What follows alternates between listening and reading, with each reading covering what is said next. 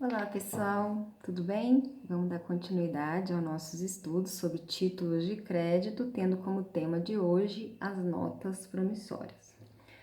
Então, o que é relevante, o que nós precisamos discutir um pouco sobre notas promissórias? Quais são as bases legais que estabelecem as regras das notas promissórias, como nós as conhecemos? Nós temos dois decretos que regem tanto as notas promissórias quanto as letras de câmbio. Então, o decreto 2044 de 1908 define a letra de câmbio e a nota promissória e regula as operações cambiais. Por sua vez, o decreto, também decreto um pouco mais recente, não tão antigo, de 1966, esse segundo decreto, decreto 57663 de 66, a famosa Lei Uniforme de Genebra, que eu tenho certeza absoluta que vocês já ouviram falar, inclusive na correção da nossa prova, alguns se anteciparam a consultá-la, não estão equivocados, não se equivocaram pelo fato de que esses decretos, especialmente a LUG, esta lei, ela traz todas as características gerais dos atos cambiais, inclusive regras muito específicas, então, das notas promissórias e das letras de câmbio. Naquele momento, eu disse que não seria necessário para o que estava sendo cobrado na prova, porém, obviamente, não há possibilidade de estudar títulos de crédito, de passar pelos títulos de crédito em espécie e depois, foi posteriormente que nós entramos em títulos de crédito em espécie, nós não havíamos ainda tratado dos títulos de crédito em espécie, nós havíamos apenas tratado da teoria geral dos títulos de crédito e por isso eu disse que não havia necessidade de adentrar a essa legislação, a essa regulamentação. Mas agora, a partir de agora, falando de nota promissória, em seguida falaremos de letra de câmbio, e aí vocês vão ver que muitos dos conceitos gerais, muitas questões nós já vimos, quando nós falamos da teoria geral dos títulos de crédito. Bom, o que é importante e o que é necessário neste momento introdutório sobre notas promissórias, vocês aprofundarem, vocês saberem. A nota promissória, no material didático que eu postei para vocês no SGA, eu abreviei como NP para que facilite mesmo a leitura. A nota promissória, então, é uma promessa de pagamento. Em outros momentos nós já falamos isso também, quando nós falamos de questões gerais sobre cheque, questões gerais sobre duplicatas, nós falamos que a nota promissória é uma promessa de pagamento e não é uma ordem de pagamento. E por este motivo não existem três situações jurídicas, não existe a pessoa do sacado. Na nota promissória existem duas situações jurídicas, quais sejam sacador e tomador, ou seja, a pessoa que emite o devedor, que se obriga a pagar, e a pessoa do tomador, a pessoa que tem o crédito, o beneficiário, o credor da nota promissória. Então, são duas pessoas apenas, duas situações jurídicas. Então, neste material, eu coloquei um conceito de uma forma muito clara, que eu acredito que vai facilitar o entendimento de vocês no momento de estudar sobre notas promissórias. Nota promissória, então, é um título de crédito abstrato consubstanciado numa relação jurídica entre promitente, a pessoa que se promete pagar, ou seja, o devedor, e o beneficiário, o credor, onde o primeiro devedor se compromete a pagar uma quantia determinada em uma determinada data de vencimento.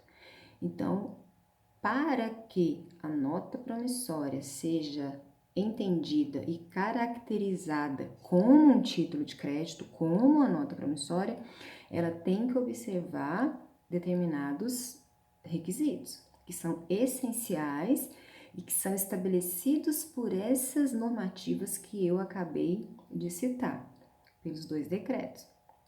Então, primeira característica, primeiro requisito que deve constar neste documento é a denominação de nota promissória, o nome, assim como o cheque, assim como duplicata, o nome, nota promissória. Ou um termo correspondente na língua em que for emitida, no nosso caso, português. A soma, ou seja, o valor de dinheiro que está sendo negociado, né, contratado, digamos assim, pelas partes, consensualmente, aquele valor por extenso, né, em algarismos, em números e por extenso. O nome da pessoa quem deve ser paga, ou seja, a nota promissória é um título que deve constar o nome do beneficiário, então é nominal. E a assinatura de próprio punho do emitente ou do mandatário especial. Então, pode ser que alguém tenha poderes para assinar aquela nota promissória, ele vai assinar. Ou, não sendo o caso, o próprio emitente assina aquele documento. Presume-se ter, então, o mandatário, o portador, o mandato para inserir a data e o lugar de emissão na nota promissória que não tiver esses requisitos. Então, a pessoa, né, o credor recebeu uma nota promissória após uma negociação, tudo correto, não há problemas que ele insira no documento essas informações, a data e o local de emissão, né? Então, isso não macula, não prejudica a emissão da nota promissória, é legítimo. Da mesma forma que o cheque, aquilo que a indicação de valor que não estiver de forma correta ou ilegível, digamos assim, vai ser considerada como verdadeira aquela que se achar lançada por extenso. Então, da mesma forma que o cheque, se o valor tiver apenas em números, né, o valor em números de forma incorreta ou ilegível, aquilo que será considerado será o que estiver escrito por extenso. Então, considerando que a nota promissória deve observar esses requisitos e o emitente ele deve se ater a esses requisitos, tudo aquilo que não estiver escrito no documento ou se faltar qualquer destes requisitos, não há que se falar em nota promissória. Não há que se falar num documento considerado como título executivo. São, então, requisitos essenciais que, caso não existam, maculam, tá? Maculam o documento, maculam a legalidade do documento e, por esse motivo, não pode ser exigido como um título, né, executivo, que é qualquer título de crédito. Então, é essa a grande questão. O documento que foi emitido por alguém, caso não contenha esses requisitos essenciais, eles não servirão para que aquele credor cobre do devedor o seu crédito? Não. O documento terá uma validade, né? O credor terá um documento hábil a uma cobrança. Agora, que tipo de cobrança será esta?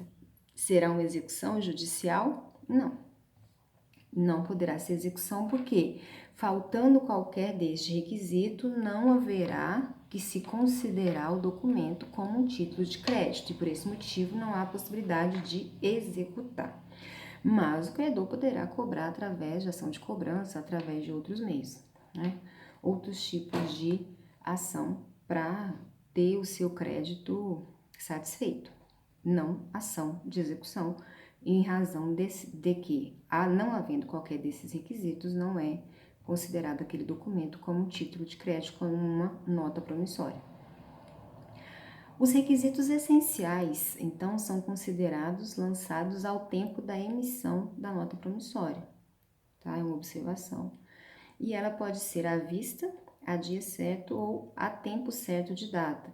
As partes podem negociar dessa forma. A época do pagamento deve ser sempre deve ser precisa e única para toda a soma devida. Eu não posso estabelecer prazos diferenciados para o mesmo valor. A época do pagamento, ou seja, a data em que foi negociada o vencimento, que foi negociado o vencimento, deve valer para toda a soma que está escrita naquele documento, naquela cártula, naquele título, nota promissória.